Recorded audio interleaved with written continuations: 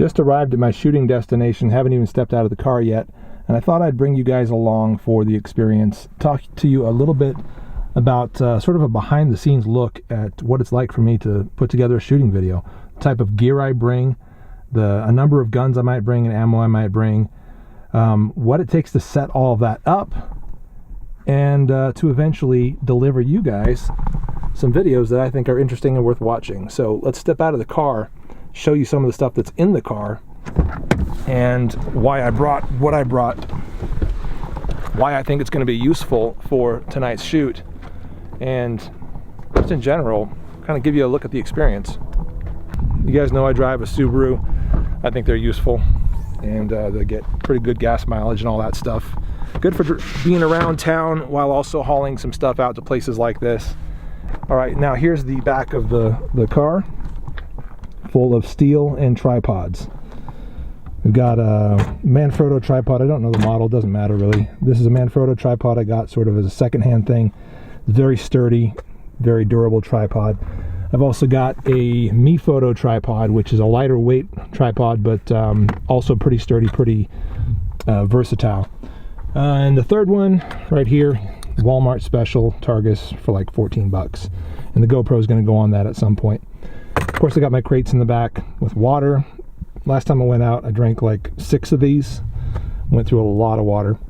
Some emergency supplies in that crate, and some other emergency supplies in that one. But the steel is made up primarily of Evil Roys here from Action Target. There's 1, 2, 3.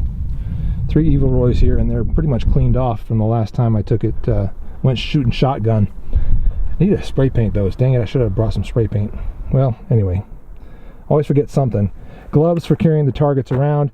There's also my Grizzly target underneath there, which I may or may not set up tonight, given the amount of things that I'm trying to get done, and the 2x4 that connects all that together.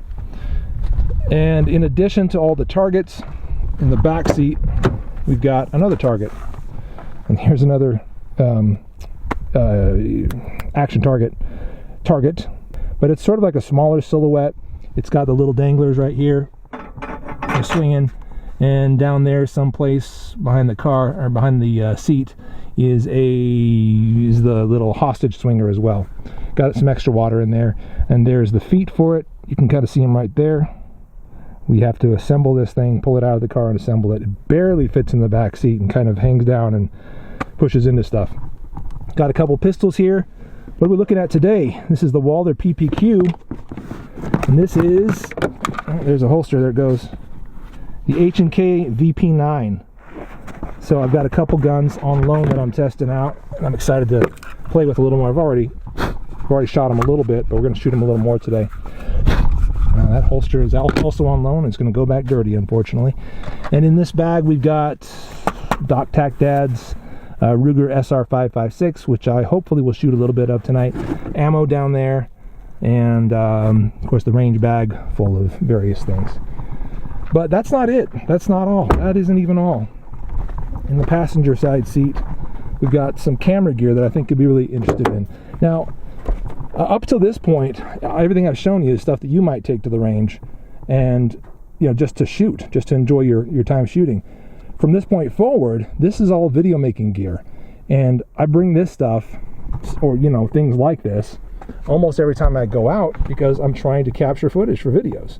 Every time I go out, every outing is a production. It's not just an outing, with the exception, honestly, with the exception of the last few times I've gone out. I've taken my kids to do some 22 shooting, and I don't bring any cameras. I just go out there and have fun with them, and try to be a good coach to them. But in this bag right here, we have a Canon 70D, which has been not just a backup, but kind of an alternative camera that I use periodically. The camera you're looking through right now is a Panasonic. Maybe we'll get you in reflection, maybe. It's too filthy.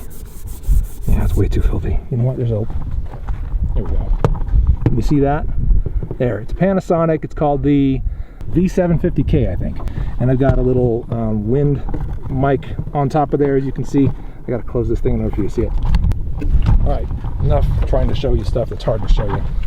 But as I was saying before, this right here is the new wolf spur bag from Maxpedition. They just sent it to me. I'm playing with it and trying it out as a camera bag. So far, I think it's awesome. The new AGS line is really cool. This right here is the VanQuest Tollcat. And this is actually full of, so in addition to the 70D, I've also got a GoPro in here. I've got an extra lens in here. I've got a number of other things that are related to supporting the cameras, like batteries and so forth. In here I have what I hopefully won't need tonight, but may, depending on how late I go. These are my lights. These are made by Neewer. They're like 30 bucks on Amazon, Neewer CN160s, and they go really nice and bright. That battery in there is actually like a Sony battery, but I'll switch that on real quick for you. You can see how that just kind of blows out everything and overpowers really the sunlight right now. So that's what those are, and I've got two of them so that I can create a nice even distribution of light. And I've used those on a number of outdoor videos where I can't I have to go late at night in order to accomplish what I need to accomplish, but you know, the available light just is no good. And perhaps I could get by facing my car towards me and looking into the headlights. I've tried that before. It looks awful. If I can't control the direction and the angle of the light, I don't want to do it, because it looks terrible. It makes the scene look terrible. So lights like that, I can set them on tripods. I can bring other stands for them. And that's the reason, one of the main reasons I have 3 tripods. I might even have 4. I might even have the 4th one. Anyway, that's the reason I have so many tripods here, is so that I can set those lights on tripods and then the camera on a middle tripod, and then speaking to the camera with lights on me. Again, we'll see if I get to that tonight. Hopefully not. Hopefully I'll be done with all of this before I need those lights. But this is just kind of a look at behind the scenes. I know there's a lot of you guys that love shooting, so you would bring a lot of this gear to go shooting. Some of you guys make videos as well, and you might have different types of video gear you bring with you. But for those of you that are thinking about getting into YouTube, producing videos for YouTube, shooting videos for YouTube, this is kind of a look at what it takes, or at least by my standards, what it takes to put together videos that I'll be happy with. Now, all these targets, they're all going to go right here in this area, and I'll have a Evil Roy maybe there, and then I'll have my PT in the middle or something like that, which is why I might not even set up all the steel tonight. But on occasions when I do set up all that steel, that's a good 20 or more minutes of work to just sort of pull things out of the car, get the steel set up where I want it. And then I'm setting up my guns, I'm setting up, sort of staging a little area that I can reload from.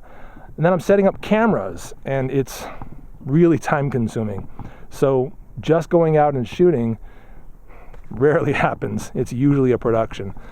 But again, I wanted to kind of give you that behind the scenes look for those of you that are curious about sort of what it takes to put together the videos I make out here, and especially for those of you who might be considering doing it yourselves. All right, thanks very much for watching. I'm the Late Boy Scout. We'll see you guys later.